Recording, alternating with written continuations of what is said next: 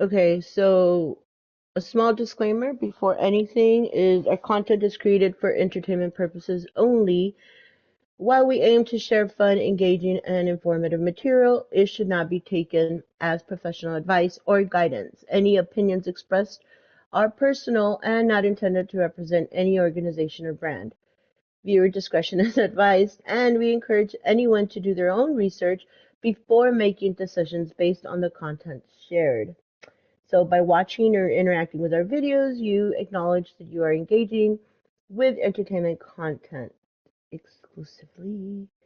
Please use the information responsibly and remember to enjoy yourself. Yeah.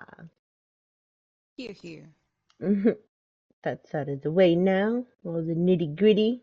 All right. I guess I'll start us off because I have a random topic. I'm gonna talk about signs that your dog trusts and loves you. And I was bringing this up because I have my friends who do Snapchat streaks with me, Mm-hmm. and one of them, I don't know if that was her dog or if it was her friend's dog or what, but she ended up sending me a picture of it looked like a puppy, and they were sleeping on its back with one of its paws in its mouth. Aw. And it was the cutest thing ever, and I'm just like, oh, that's super cute. And she had put there in the text asking why they sleep like this. So My God, I already Zena know Fenders this. used to do that a lot. Oh no, yeah, the pups do it all the time. It is the funniest thing ever. Mm-hmm. I think Paige is the one who does it the most. But anyway, so I found uh 6 signs your dog trusts and loves you. Aw. Okay. So number one is eye contact.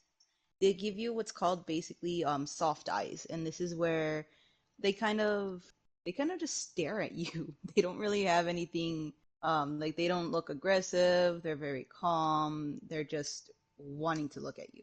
So that's one sign that dogs do, and I think our dogs do that a lot to us. Yeah, for sure. So I really love that. Is that where the term puppy dog eyes comes from? I'm guessing. You know what? Yeah, I think that would be another way of calling it, I guess. Yeah, I was Not just wrong. thinking of that. Next one is the tail wagging. Of course, everyone knows when dogs are happy, their tags just their what? Waggy waggy. Their Their tags. Yeah. tails just wag and they cannot stop. I love this too because it with our dogs, one of them, his name is Oso, I was just and thinking about him. and the other day, like he was super happy. Like I don't know what made him that happy, but he was happy. And so he came in the house, right? And when he was walking, he was wagging his tail, but because the way he walks like he's so heavy that when he was Yeah. wagging his tail, his whole booty just shook. Like his hips did not lie. Like holy No. crap, they were. It was so cute to watch. Like he was walking with this huge swag. It was the cutest thing ever. Yeah. But it's because he was trying to get he was wagging his tail. That's what Yeah. it was. Like he was just super happy wagging his tail all over the place, but I think that was like the first time I had seen him like that. It was so Yeah. cute. And then I think because we call him the sad boy because he's got this sad face. Just think And of Eeyore. yes, like honestly, we should have called him Eeyore. But We should the have. only way that we can tell when he's super happy is because he wags his tail and like you could tell he's happy, but not if you look at his face, he just looks super sad. Like he just has that resting dog bitch face, I guess. I don't know. So seeing that, the way he was walking and like his just the swagger on him, oh my God. You're right. Like it made me think of that. Like he was so Yeah. happy. Not only was he wagging his tail, he was wagging his hips. Like he really was just the happiest little guy ever. Number three is licking. Basically, this is, of course, when your dog licks you, but like they're licking you obsessively. Like every chance they get, they'll take it, basically. Oh God. It is annoying. It does get freaking annoying. All right, let me go. Let me go on to the next one. Number four. This is the belly up. It's Oh. literally what it just says. It's when your dog likes to lay on their back instead of on their stomach.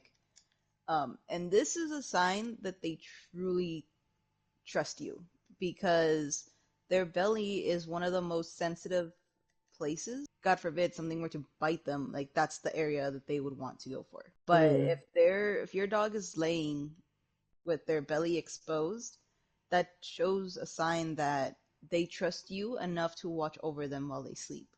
And I think that's just the most cutest thing ever because not a lot of dogs do that. Hmm. I know like Katrina, it's really rare when she does it. Yeah. Cutest thing when she does, but she doesn't stay like that for long. I think is she the only one? Her and I guess also would be the only ones that really. No, I've seen also on his back. I think No, sorry, not also. I meant Lobo. yeah, I was just about to say I think Lobo and Katrina are the two that don't really like to show their bellies. Hmm. But I have seen. But you're right. I think I've seen Lobo do it more than Katrina. Yeah. Number five is that they follow you around. They're just basically a shadow to you. This one, I feel the one who does it the most is JJ, but I think he does it mainly with Dad. He used to do it to everyone. Like he used to do it to me. He used to do it to you guys. Hmm. Like I do remember that. But now it's just progressed to just your dad. Yeah. The only time he wants to go out with us is when we go outside. Hmm. He needs that break too, okay? Yeah, he needs that herbal refreshment. Fenris and Xena follow us. And in the beginning, Fenris will always follow either one of us, but ever since we got Xena, she would just follow M, and then Xena would just follow me. And it's funny too, because whenever they nap here in the living room, they'll slowly but surely, Fenris will start scooting herself closer to M while she's on her computer. That's cute. Yeah. All right, last one is number six, relaxed body language. So basically, with them being relaxed, it all has to really do with how their environment is. You can tell like when they're stiff or where they're scared or whatever. Like if they seem very like chill, just wanting to have fun, that's a good sign of them being really happy. I guess our dogs are extremely happy. Well, that was interesting, Miham. Thank you. You're welcome. I thought every pet owner should know. Well, changing the subject on, I read something today on Reddit and it unlocked a memory for me. So, Like someone my in having Reddit, one. well, yeah, I mean, it's not a bad one, it's just a weird one. Ah. So, someone in Reddit asked, what is a mostly American thing that people don't realize? Okay. Oh. And the top choice that was like on the top, somebody said, the tradition of getting a spanking on your birthday. And that unlocked a core memory of mine, and it got me wondering if you guys remember this. But before you respond, because I don't, did we even do that when you all were growing up? Because I never liked it, so I want to say that I didn't do it to you guys, but then maybe I did because again, conditioning. But did we do that? Like, do you guys remember that? Mm, Not really, no. Not when I was little. I mean, I was honestly around like my teen years that for some reason we started doing that. I'm like, I think I remember Dad doing it, but it wasn't like he would do it jokingly, like he wouldn't hit me or anything. Like he would just Right. No, like, no, no. So "Oh, come it's, here," and then I'd run away. It'd be our thing. yeah. Okay, so let me clarify. It's not like an actual, at least the way I remember it, it's not an actual spanking. The way that I remember was growing up, right? Like, oh, how old are you? 9.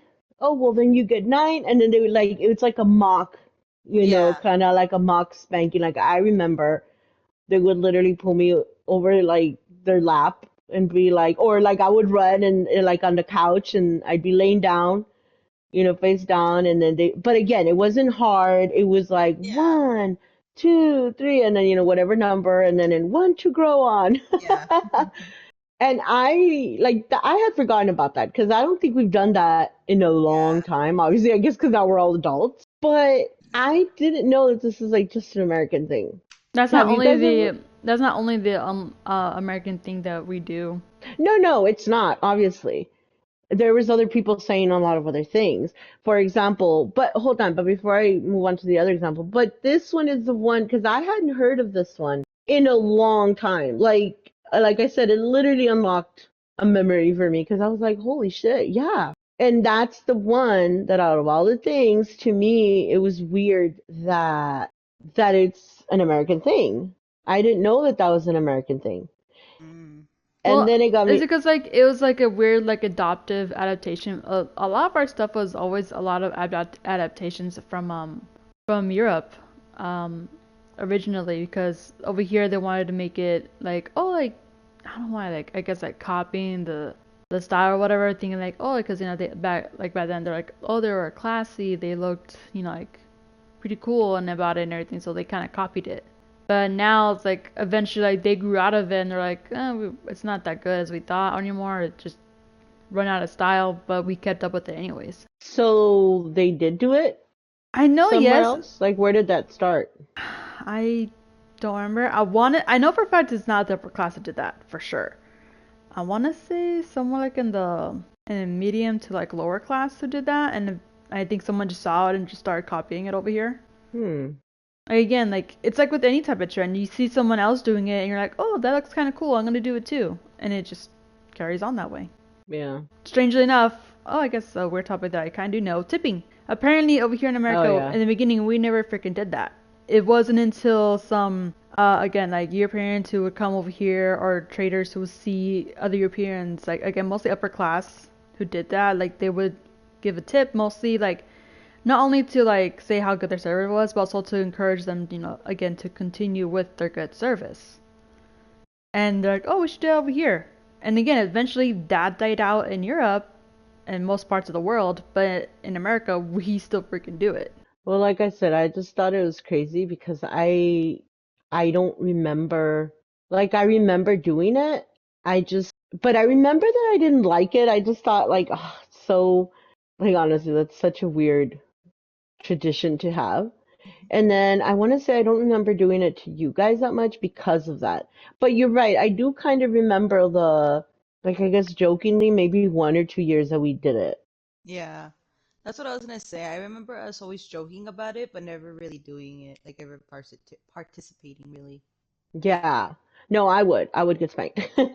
Like all my sisters would do it. I think the only one I Ouch. don't remember doing it was probably my oldest Mm. sister, but everyone else, all the three other ones would. I don't remember my mom doing it, but I mean, again, this is a long time ago, and it unlocked that memory for me. The other thing that they said, which was I was like, okay, I don't know if I believe it though. The peanut butter and jelly sandwiches that supposedly most people in the world really don't, that's an American thing. Like, What? I don't, yeah, like what? Really? I don't I know, don't but there was a remember that. lot of comments under that one. A lot of comments from people like, yeah, like it's gross. Yeah, What? I didn't I know that. know. I was like, The heck? wait, what? I Do you want guys to believe it? say. No, that has to be a lie. I mean, the invention of peanut butter, that I don't know. But I think, if anything, the Americans are probably the ones who overuse it too much. Because again, we're over there, and I remember like we said, like me and Em, like we asked like some of the civilian workers there who worked on the base, like what's the difference between like uh in England to America, and we asked all about peanut butter and jelly, and they said like they know of it, but again to them it's mostly a kid snack, like that's for them for kids. Because again, like they don't, adults and teenagers like don't eat it as much like they would. Like if there's nothing much else to eat or if it's a quick thing to eat. But most of the time it's not really used because they have their own other regular snacks that they have that we've never heard or we never thought of it as a snack. So it's true then. No, yeah, like other countries, yeah, but like again, I think that what they're probably saying is that like it's again mostly seen as a kid snack because they do see it, like it's a treat. You know what? I can see that. I've heard Mm-hmm. también that in other countries that a lot of the times they don't wear a lot of shorts because um they think that like that's That's for childish. kids. Yeah. Yeah. Mm-hmm. So I can see that. I can see that with peanut butter. Well, thinking now about in Mexico, yeah. Now that I think about it, I don't remember really, I don't think they eat peanut butter and jelly sandwiches as, not that they don't eat them, but I don't think it's common. Yeah, Yeah, okay. that would make sense. But see, that's when that, I think it's funny because I think that just speaks to how quickly how people can become Americanized, I guess. Because I'm thinking of your dad, and I've always said this. I mean, your dad has been here like since he was a teenager. Hmm. So, but that just goes to show just how more Americanized your dad is already. Oh yeah, he's already been here for years. Oh yeah, for sure. Anyways, I just thought that was interesting. The spanking and the peanut butter and jelly sandwiches. That's so crazy. That's things that I would have never thought about before. Right, because like the things like for example the tipping culture. I've read a lot about that. Like most people will talk about how here in America it's crazy the tipping culture. Healthcare also, like we've talked about how the healthcare here sucks. So like there are some things that are known, like more known, Hmm. is crazy.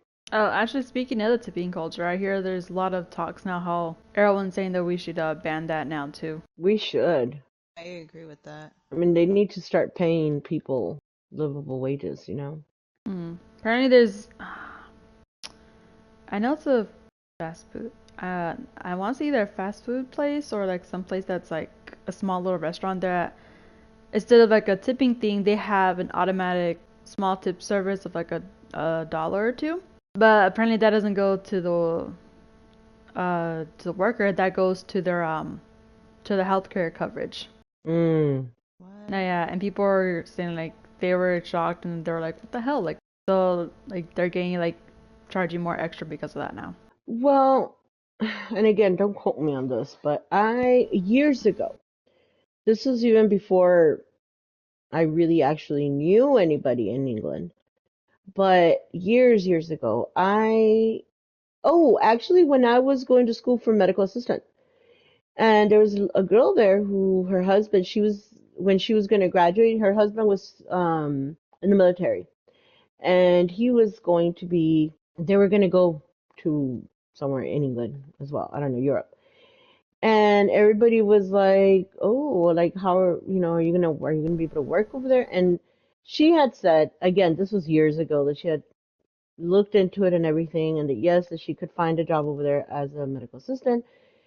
And then, everybody started talking about like the wages and stuff, and then supposedly that, for example, like a waitress, for example, here, again, I don't know, I'm just gonna make up a number, right? So here, let's say a waitress makes 30,000 a year, okay? 30,000 before taxes. After taxes, let's say it goes down to 15,000, just an example. Hmm. But over there, that it was double. So for example, if here they make 30,000, over there they would make like almost 60,000. But from those 60,000, because of like what you just said, because you know how over there, like, I don't know if it's in England per se, but she was saying somewhere in Europe where their healthcare is basically free. Like you work and you've got free healthcare. Like it's not, but that's why, because Oh yeah, I out of the mean 60,000, like 30,000 they would take for the healthcare. So they would end up making almost the same as a waitress here. The only difference is like that, like it didn't depend on the tips, and they had healthcare, which I think that's pretty awesome. Like honestly, I think if they were to do that here, I think that'd be great. Damn. yeah, I mean like most major parts in Europe have that. I know not all of them do. Also, I've been told like they also have like some parts in Europe like it's cheaper or like it's more affordable depending on which one you go for. But like again, studies show like compared to most of the world, like America's is known to have the highest healthcare coverage that pretty much doesn't cover a lot of stuff that we need. Not even Yeah. for most of the basic stuff, which is pretty sad. Yeah. It is. I saw this video once on X where they were talking about, they were asking people from different countries. When it was in England, when it was Russia, when they were saying, how much do you think it costs to have a baby in the US? And some people were like, $2,000, $4,000. I think the highest one that some person said was like $10,000. Hmm. And in reality, it's like close to between 60 to $100,000. Mhm. That's for a normal pregnancy. Like everything goes normal. And everybody who they would tell this to, they were just like in shock. They couldn't believe it. I was in shock. I couldn't believe it. I was just about to say. I mean, Yeah. that kind of sounds about right. I mean, that's why Emily and I like have waited not only for so long, but also when we came back for me to like again like why I also not like got another job for like my own slight sanity, but also like to help with all the expenses with not only like our bills and stuff like that, but also like to chip in with our future kids as well. She was not in the military. I don't think it would have ever be in the cards because of how it is. If anything, we would just probably like maybe like in our 30s or 40s if we had enough at then, Mhm. and maybe it would be like oh adoption or like IVF or surrogacy or something, or just a bunch of furry babies, a bunch of little dogs and cats and stuff like Mhm. that. Yeah. Yeah, it's crazy. It's definitely crazy. It is. I just want to know who said it was okay to charge us to live on this planet. For real. Because that is something I did not sign up for. And yet here I am. Okay, so sad for you, but let's move on. It's okay, you get over I guess so. um, I want to play you guys something, and I hope that the audio picks it up. And then I guess we will move on from there. All right, I'm gonna play it. Tell me if you guys can hear it. Okay. Rock solid. Donald Trump, quote, erupted when presented with the cost of a funeral for a it. Okay. 20-year-old Army private, Vanessa Guillen. She was murdered at Fort Hood. Guillen is the daughter of Mexican immigrants. She grew up in Houston, Texas. Jeffrey Goldberg reports on what happened at an Oval Office meeting in December of 2020. Quote, at a certain point, according to two people present at the meeting, Donald Trump asked, quote, did they bill us for the funeral? What did it cost? According to attendees and to contemporaneous notes of the meeting taken by a participant, an aide answered, yes, we received a bill. The funeral cost $60,000. Trump became angry. Quote, it doesn't cost $60,000 to bury a Mexican. He turned to his chief of staff, Mark Meadows, and issued an order, quote, don't pay it. Later that day, he was still agitated. Can you believe it, he said. According to a witness, fucking people trying to rip me off. That's Donald Trump using the F word to describe a funeral that he had offered to for a member of the United States military. With 14 days to go, we apologize for the profanity, but we want to quote Trump accurately and be faithful to this extraordinary. Okay. So I had heard about this story since yesterday. And I don't know if, I mean, I hope that y'all could hear it, but it's basically, I don't know if you guys remember Vanessa Guillen. She was a soldier, female soldier who was missing and then found dead in, I think it was in Fort Hood, Texas. Mhm. I believe this happened. I know you guys were in England when this happened. So this happened a couple of years ago. Anyway, so the story was that Trump decided, like he said, like, oh, like he would pay for the funeral for Vanessa. And then the story, as you guys heard it, that now that he had asked, are we, did we get billed? And they said yes, they sent the bill, it's $60,000. And he said it doesn't take that much to bury a fucking Mexican. her sister has come out and she put on X that she didn't want her sister's death to be used for political purposes, but that she had just voted and she voted for Trump. What? Yeah. So, of course, the conservative side, they're saying it's not true, that didn't happen. I had told Noodles about this yesterday. I said, you know what? I don't know if it's true either because I haven't really found any sources about it. This, what you guys just heard, was on the news, was on MSNBC. I got it from a clip on X from Nikki Barnes FL. So I've seen ever since this. For example, somebody retweeted and they put, I am absolutely shocked. Her family, one, does not dispute that this happened. Two, still voted for him this week and are defending him on social media. Cognitive dissonance is mental illness. And I feel like most of us feel that way because, again, when I heard this, my first thought, and I had told Noodles, I said, I don't know if it's real or not because, one, I would think that this is something that Trump would brag about at the time. And I don't remember hearing that, oh, I'm going to pay for this. But again, I don't honestly, for the longest time, I don't really pay attention. Every time I hear Trump's name, I just don't really pay attention. So he might have said it at the time. And I told Noodles, I said, the thing is, whether this is true or not, because it's of him, when I first heard it, it's like, yeah, I could hear him say shit like that. Mm-hmm. And there's so many people that unfortunately, yes, minorities, that will come out and defend him and will say, no, it's not true. It honestly, it baffles me that at this point, anybody is still even considering this man. I don't understand it. I don't think I ever will.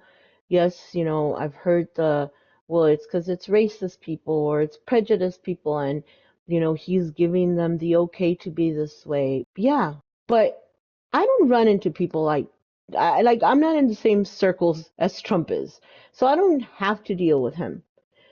But to me, that's what's the most disappointing, that it's everyday people, that it's everyday people. And to me, people, the conservatives are like, oh, well, her sister voted for him. It's like, well, fuck her sister.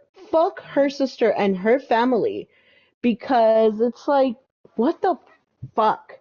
This man said this about your sister. It doesn't take that much to bury a fucking Mexican. I know I've heard And, that. but you know what?